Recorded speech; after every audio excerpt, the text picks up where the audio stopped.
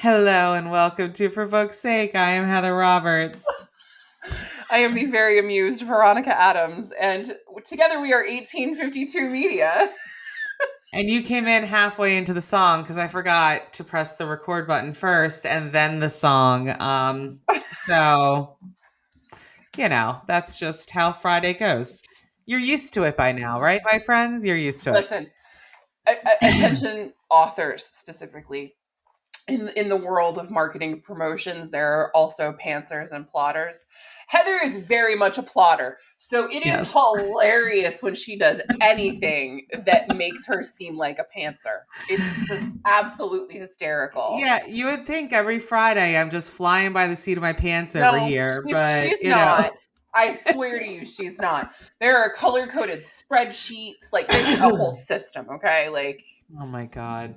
But I apparently can't press the buttons in the right order or or get the timing right. That I can't do.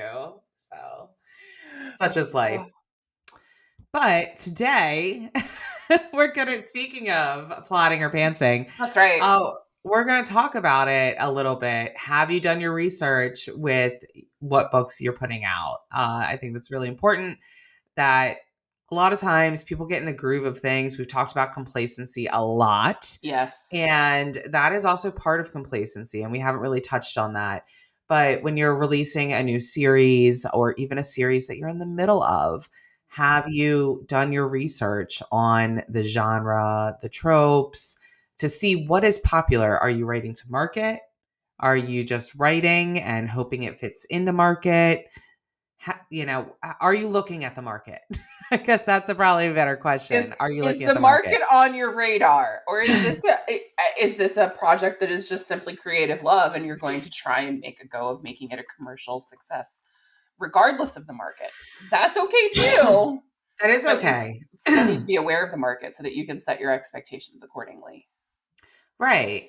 And we've talked a lot about, at least I think we have, maybe we haven't said it enough, that a lot of marketing in the publishing industry is timing and luck. And obviously when you have a good package combined with good timing and good luck, that's when things, really break out.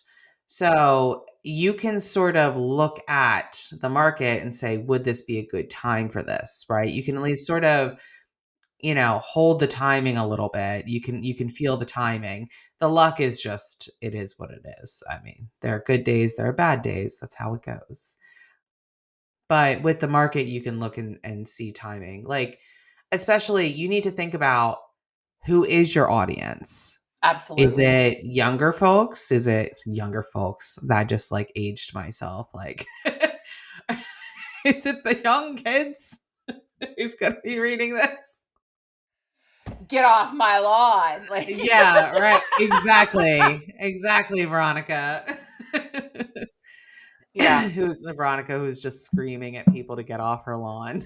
Well, no, Not just really screaming, but inconsiderate yard sale shoppers parking in front of my mailbox that I can see out this window right here. So anyway, yeah. And her mail's arriving soon, so yes, we got to make yes, sure. the mail lady should be by in her little truck anytime. Yes. But to that same end, are you looking at the market and seeing who is your audience? Is it going to be the younger readers? Younger readers right now are mostly located on TikTok. I mean, Yes, that's where they are. yeah. They're coming into You're, TikTok, they're getting on Book Talk, and then they're falling into what's but popular on Book Talk. let's break that down a little bit, Heather, because Yeah. who are you talking about when you say younger readers? Like, what's the demo in your mind for a younger reader? In my mind, when I think of a younger reader, I think of a 22-year-old. That's where my mind goes. Somebody who's just graduated from college, and is suddenly in their first real job or internship or whatever after college. And they're like, oh, I have now time to read for Right, fun. right. Right. Because, I I'm not mean, going to class. I'm not writing yeah, papers. I'm not going to parties. I'm not at the sorority, frat house, whatever. I'm not at the extracurricular activity. I'm not playing my sport anymore, whatever the case may be. I have time in the yeah. evenings or on the weekends for myself. I'm going to try reading or go back to reading. Usually it's go back to Yeah. reading. And because as much as you want to say, oh, college students would be the perfect demographic for younger, people, they really aren't because they are so busy. They're constantly busy. They're constantly studying. If they're reading, they're not reading for fun. And Did I read for you fun know, in college? Only on summer break. yeah, only on breaks. Like at the pool with my friends from high Mhm. school or on a trip to see my girlfriends from college. Like, Yeah. yeah, And I love reading. of Like course. reading's obviously a huge part of my life and your life. Yes. And if that's how my behavior was, I was not reading a lot for fun in Yeah. college because I just didn't have the time for it. Right. Well, we There were were reading so so much many, for our coursework. I yeah. mean, And there's so much other things to do. Like there's so all of your friends are right in front of you. You know what I mean? And when you graduate and you go and you get that real job or you go to your next step, whatever that is, all of your friends are now dispersed across the country and it's not the same yeah, thing. So you're yeah, looking for connection. yes. And anyway, so that's why 22-year-old is in my mind Okay. of who I'm thinking, 22 to So 25. that's what I was going to try and get you to point to specifically. Like, what's the range? What's your cap? Because to Yeah. me, I think, and this is just about like how to market and do specifically advertising. I think of anybody under 30 as a young reader Mhm. because Yeah, sure. that entire decade of your 20s, you're really just trying to get established. And, you know, there's a lot of adulthood experiences that maybe you're just having for the first time. 100%. Yeah. So, yeah, I think 22 to 25 is a really good bracket, though, for the Yeah, typical that's quote like unquote the young young reader. reader. That's like a Yeah. young reader. Yeah. 25 to 30, you're sort of getting you're getting a little bit more mature. You might be finding a spouse, you might be having children. We're elder You millennials who didn't get married from 25 to 30. Like most people in our generation, maybe did. I did. who did or who were, right? Like that was a Right. very popular thing to do at that time. Correct. Starting families for the first time. That's Sure. a very popular, not everybody, Yeah, obviously, but of course. Adopting and the dog that becomes your parents' yes. grandchild, yes, like that's Yes, yeah, that 100% happens. of course. So you're at a different sort of young adult phase Mhm. at that point. I think 22 to 25 is really sort of figuring yourself out post Right. college feel. Hmm. Maybe you're in grad school. That's obviously possible too. But for those Yep. that aren't, you're trying to figure out this world as a new God, adult. I'm Literally trying to new adults. That's like what the I'm thinking back on law school us. I guess that was our young reader phase. it Where we was. were still too busy to read for pleasure. We were. We were, sadly. I was we were reading law books, which let me tell you are not Yeah, fun. the bad old days, as they say. Yes, the bad old The bad days. old days. But why are we talking about this? We're talking about this because you need to know your reader. You need to know if you are writing a new adult book, who is that new adult? Yeah. Who is the person that you You're are going to have trying to market 65-year-old to? readers who buy and read the book because they 100%. like new adult stories. Like you're going to have Always. readers in every demographic, but for brand new readers and anyone that the book might be age inappropriate for in terms of Correct. content. But your largest market share is going to be this particular demo. Right. And you need to be aware of that. If And you write yeah, contemporary romance, have you looked at who buys your books? Are you right. selling to a younger contemporary reader or are you selling to a mature contemporary audience? There's a big difference. There is a big difference because I think a lot of people, when they, especially, I mean, I knew when I came into the romance industry, Hmm. I didn't really understand the nuances of how many different types and tones of stories there are.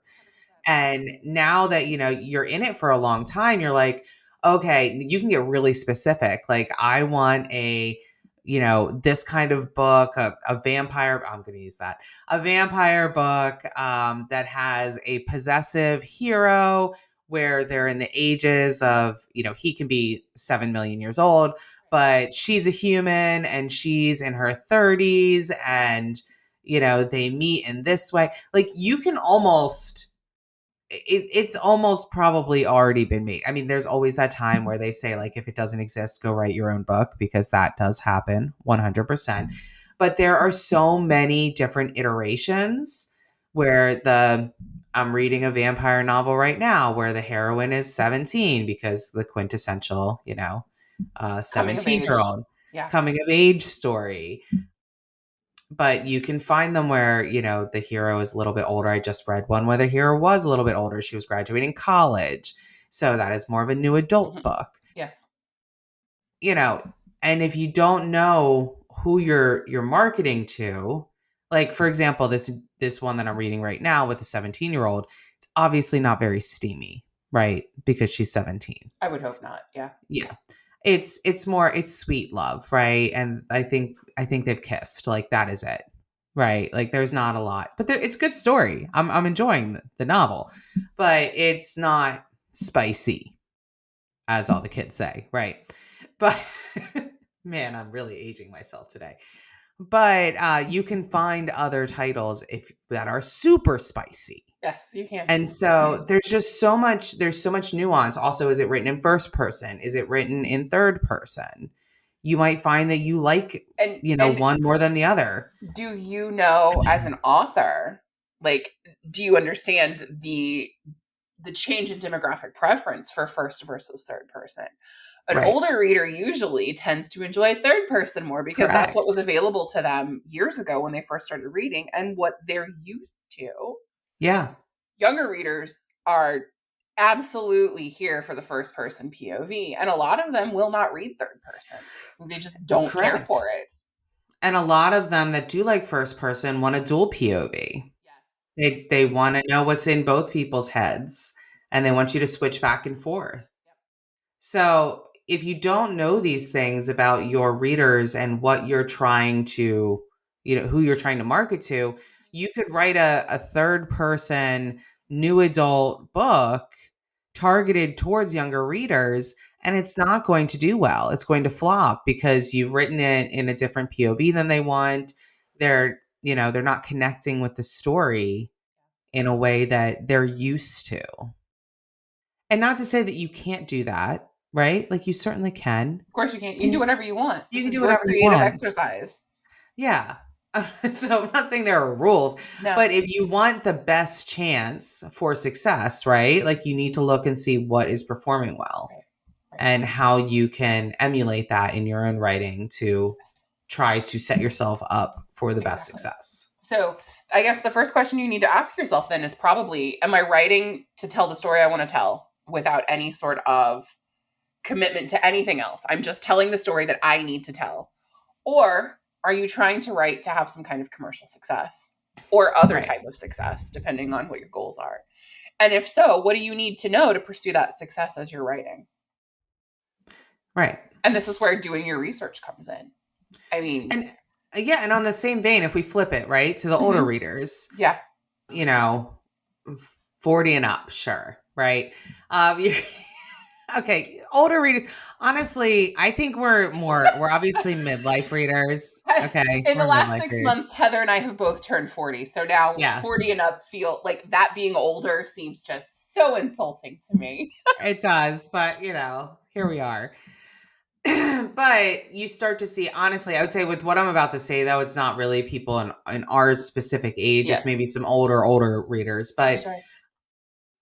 with older readers specifically, if you have books that you've seen, your demo is older readers, you need to start taking into consideration things like print size and your do you have large print books available for your readers? Is your newsletter written in a way in fonts and colors of fonts that is easily readable to your readers? Is your font size too small for your readers to read? Are they having to blow it up every time that you send them a newsletter? That's going to get frustrating for their user experience. So you want to think about those sorts of things, know who your readers are, because it allows you to make these sort of very minimal adjustments that's going to make your user experience much better and is going to increase loyalty to you and your brand. And it's not to say that a younger reader couldn't come in and love your books too. Of course they can, and they very well may. So, you're not trying to make your brand geriatric. Like you're not like that's not the Well, I goal. mean, unless that is specifically your unless goal. that's I unless that's mean, specific your goal.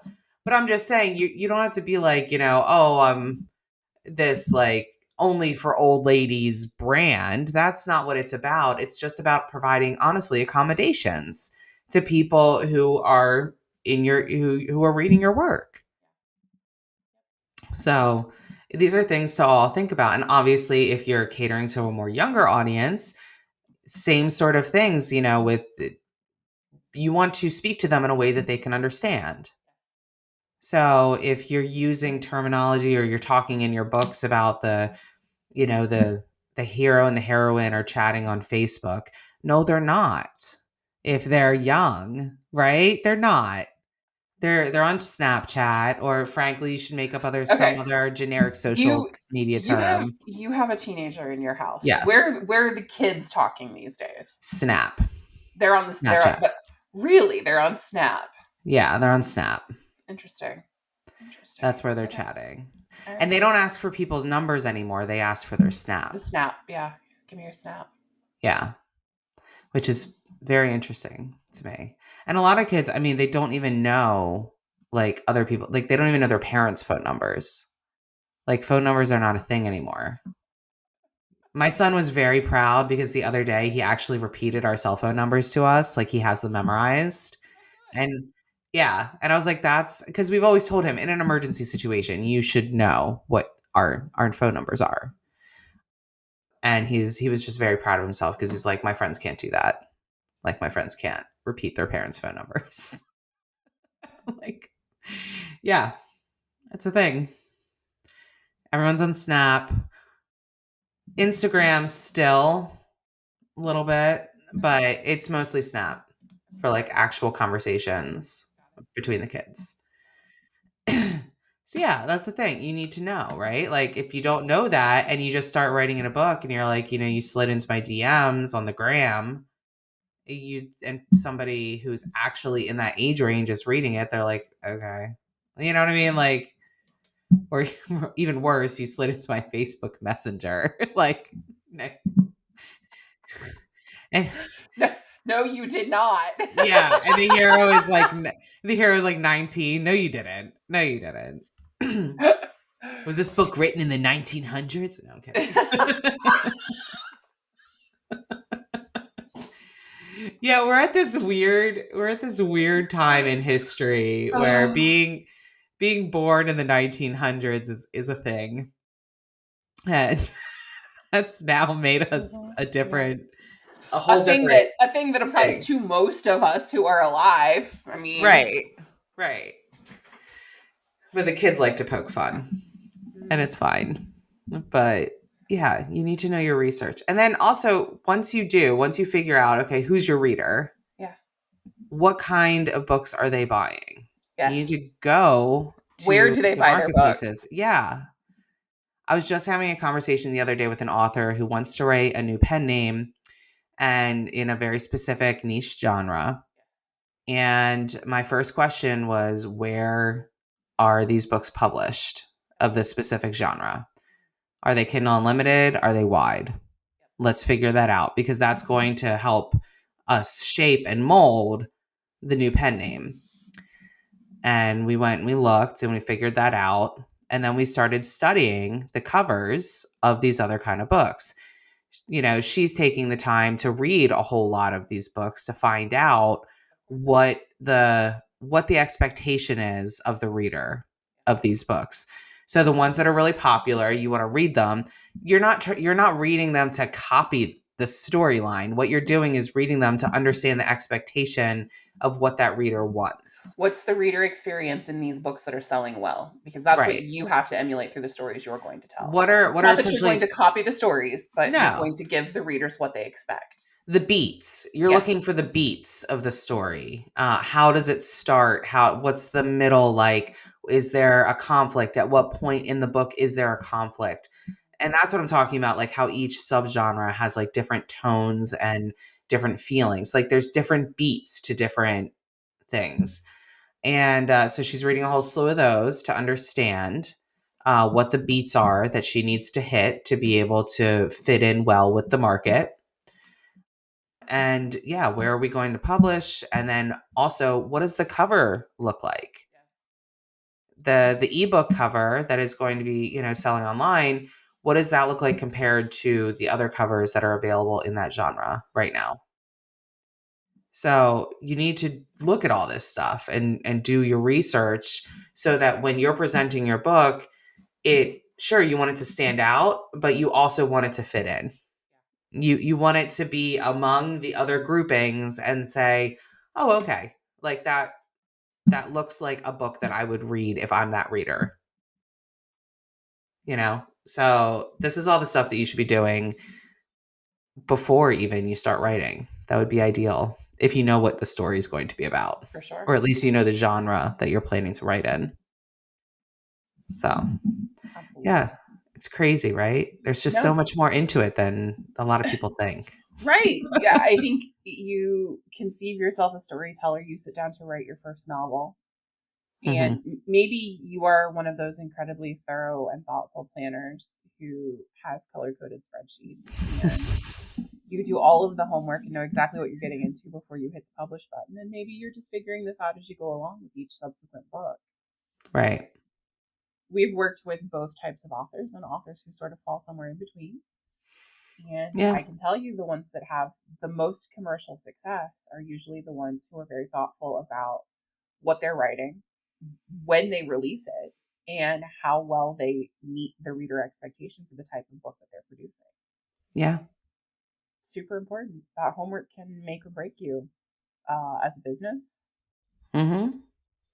I mean, Because think if you're completely unconcerned with any of this, because you're not really doing it to make money, you're doing it to just tell your story and have it out then there. do whatever you want. Absolutely. This is just a suggested guideline, some friendly advice, not Yeah. necessarily a rule book for everyone who's ever going to write a story. But that's the whole thing. When you're putting out a product in any other industry, you're Mm-hmm. going to do market research. So Yes. why would you skip that part? Treat your Just art be like you have a market Yeah, for it and you need to research that market. exactly.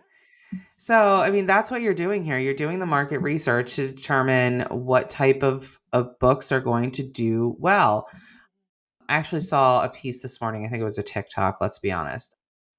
But it was a really good point, and it was about this really famous violinist who, he sells out in like for thousands. His tickets to go see him, can go upward several Very hundred expensive. dollars, Yeah. very expensive. And they took him and they put him in the metro, in the DC metro, for like 45 minutes or something, I don't know, like an hour one day. And just to see what would happen. He's like world class violinist, right? And people walked by him, like thousands of people walked by him. He made like $54. He was like And busking on the violin. Just like, yes, and obviously he's amazing. Only yeah. he's seven people stopped to watch, and only out of those seven, one person actually recognized him and knew But who if he you put him in was. a concert hall, you can sell tickets to see him for hundreds of Yes. dollars a seat. And the entire point was that your talent may be the same in whatever environment you're in, but if you're not doing well, it may be that you're in the wrong environment. You're not surrounding yourself in the right market of the people who are going to appreciate the talent that you have. It's not you, it's them. So you need to surround yourself with the people who are going to appreciate the words and the work that you're putting out. And that could just be that you found yourself in the wrong market if your books aren't selling super Yeah. well. Or you're marketing your book to the wrong audience. Right, exactly. So that, and I think a lot of people don't really think about that when they're just like, oh, my book's not doing well. What can we do to make it do better? Without really considering, who are we targeting? Right. Who's the market here? Have we missed the mark totally? Because it happens. Even with best intentions, it can happen. Even with best intentions, Amazon can throw your book in the dungeon. And, Oh, don't even get me started on the things that yeah, are completely out of your control like that. It just exactly. Things can happen. commercially successful romantic suspense trilogy where the first book has never been eligible for Amazon advertising because Amazon decided the first book cover was hot. The author sent after this whole debacle, right? Finding out that the book could not be advertised on Amazon because of how sexy the cover was. Covers get changed on the entire Yeah. trilogy. Whole new look. Book is Yeah. still ineligible for advertising. Once the system Determines flags your it, fate. yeah, you're I mean that's it. You're done, Yeah. right? So the author relied on Meta, Facebook and Instagram advertising, of course, and all was well, but still a frustrating thing that gets in your way, Yeah. completely out of your control. Like you said, the dungeon. Amazon decides that despite the categories you said your book belongs in, it's actually erotica. Yeah. Now readers can only find it if they type in the book title and your pen name perfectly. Exact It has to be match. exact, case and everything. Yeah. And then they can find it. It's so infuriating. So infuriating. So, yeah, that's I mean, even with best intentions, things can Yep, go awry. absolutely. But wouldn't you rather at least be trying to set yourself up for success Of and to try course. to target the right people and to Of do your course. research? Mhm. And then also, think about your research for different environments. We were talking about this, we've talked about this multiple times, but the different, alternative covers. It is signing season, and a lot of authors have gone to some signings and have come back and have reported back. Right now, in signings, alternative special edition covers are all the rage. That's what people are buying. Are your clients are reporting back the same thing? Absolutely. Yes. They're flying off the shelves. They're looking at the man chest covers and they're marking that down for something that they may want to read later. But they are purchasing the alternative pretty covers with the sprayed edges, even if it doesn't have sprayed edges, but obviously that makes it a bonus. Foil. Yeah. Foil, even just a pretty hardcovers are peak, paperbacks are okay, but it has to have something special about it. And those are flying off the tables, if you will. And in almost every case, discreet, if you will. I mean, Discreet, yeah. 'cause I've seen some pretty sexy alternate covers too. Sure. Those don't seem to be hitting the same way that like No. floral designs or something like ethereal is working for, the fantasy and paranormal books. So, Correct. yes. And even the more plainer books that are still discreet, but maybe are plain on the cover and the back, but have like really fancy edging or something. Those are working really well too.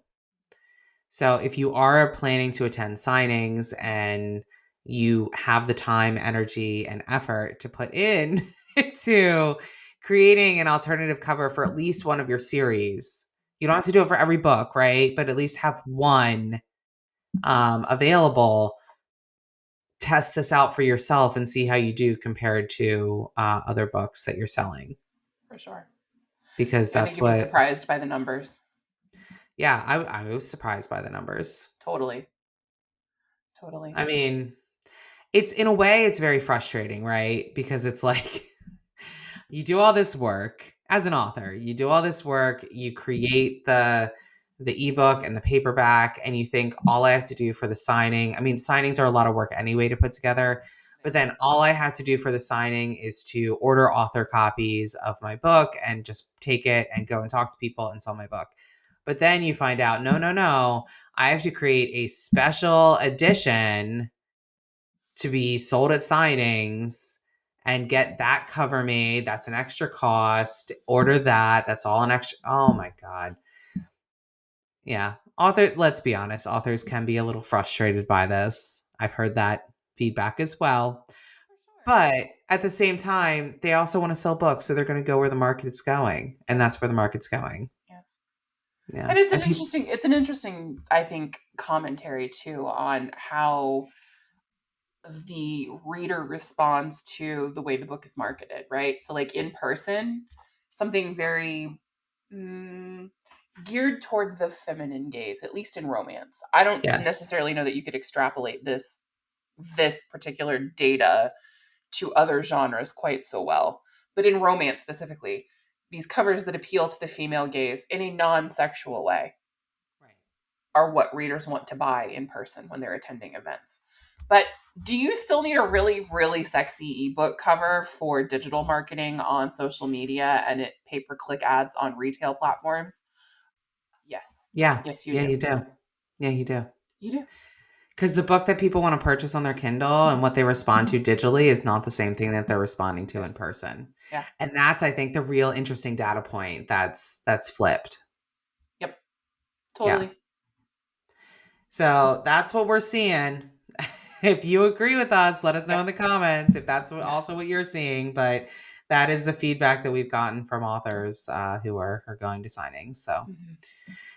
and I'm excited to go to signing in July. We are officially a vendor at Romanticon in Yay! Connecticut. Yes. So we will have a vendor table. Love We'll be that. selling some book boxes, some blind date with the book boxes. I'm only going to bring like 20 or 25. So when we're sold out, we're sold out. It is what it is.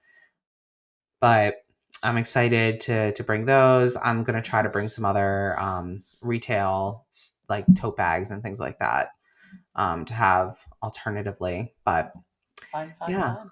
it'll be fun. We'll be there to talk about books and everything. So Exciting. it'll be a good time. And then Veronica will be at NINC in Yes, September. yes. That's not a signing, it's an industry event for people who don't know. Yeah. It's a But I hope conference mostly for authors listen to this. So you should yes, go to NINC. yes, absolutely. So it'll be fun. Yes. Looking forward to it very much. But yeah, go and do your research and figure out where your readers are. And that will help you to really mold a lot of your business decisions that you make. Yes, absolutely. So until Good next advice. time, Good advice. we'll talk to you later.